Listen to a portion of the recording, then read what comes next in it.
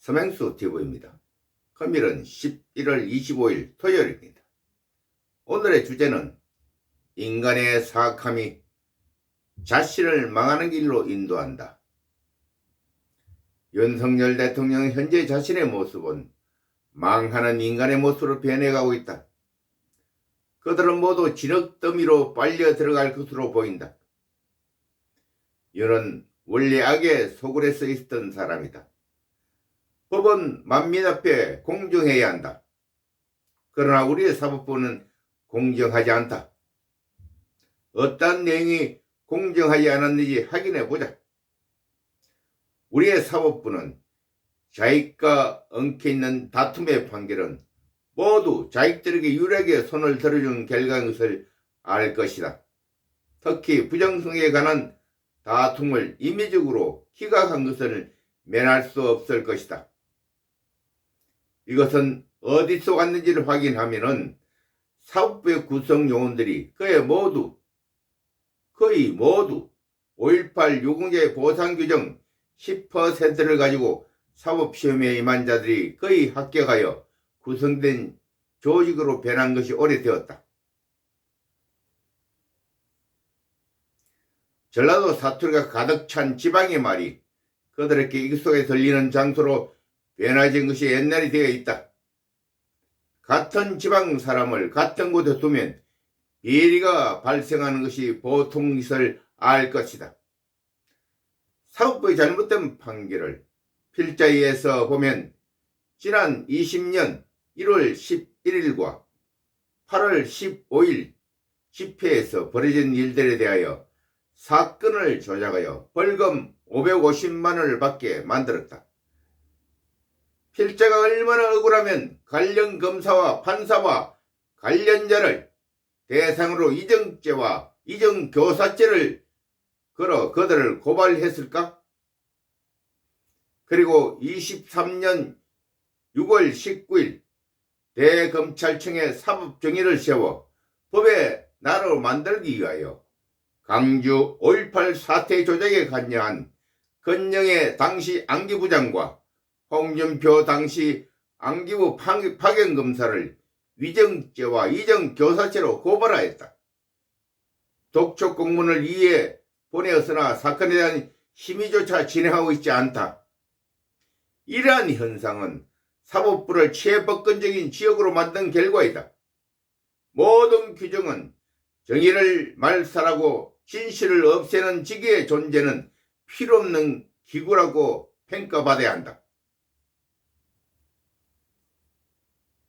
대한민국의 사법부의 법에 대한 집행 정도를 보면 가히 우려스러운 수준이다. 대한민국이 사법정의가 실현되지 못하면 하나님의 단죄가 죄 있는 자들에게 내려질 것을 경고하는 바이다. 사법부의 처리 결과를 보면 모두 자기의 편에게 간대하게 처리되어 있다. 부정투표에 대하여 우익의 원성이 자자하니 윤석열 대통령 그 입으로 공정선거를 말하고 있지만 그러나 우익은 이를 믿지 않는다.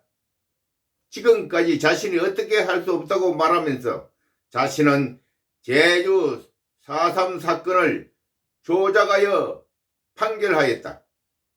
그때 상황을 보면 그들은 나라에 대한 반라군의 모습이었다.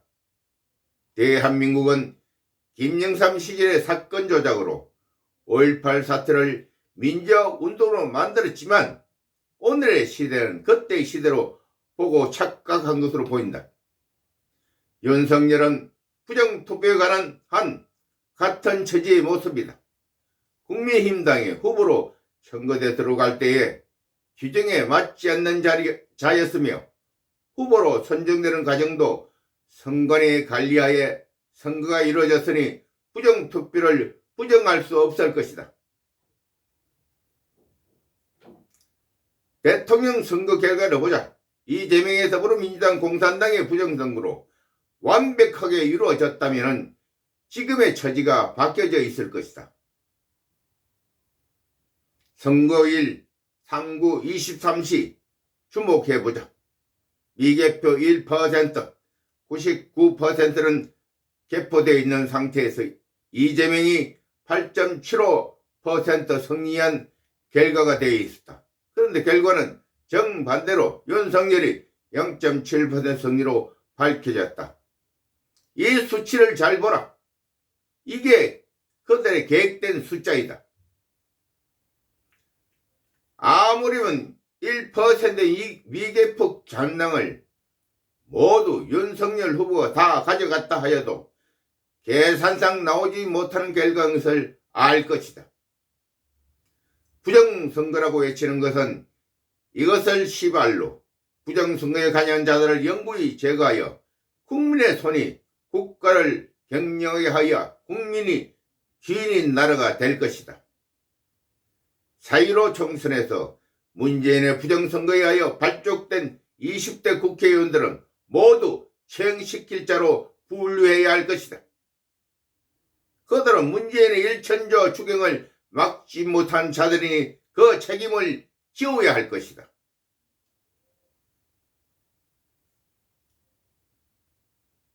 문재인의 추경 1천조의 사용을 안철수 대통령 인수위원장이 보고하였을 것인데 윤석열 대통령이 왜 아직까지 조치를 취하고 있지 않는가?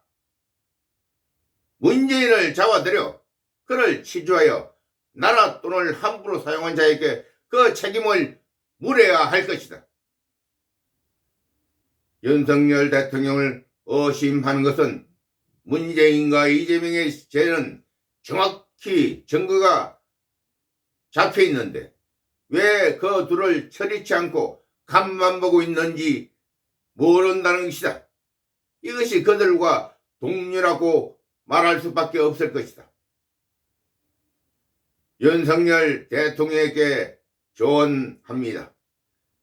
죄를 처리할 자리에 있는 자가 처리치 않고 직무를 유기하면 그들의 죄가 자신에게 모두 올 것을 두려워해야 할 것입니다. 오늘은 여기까지입니다. 아멘.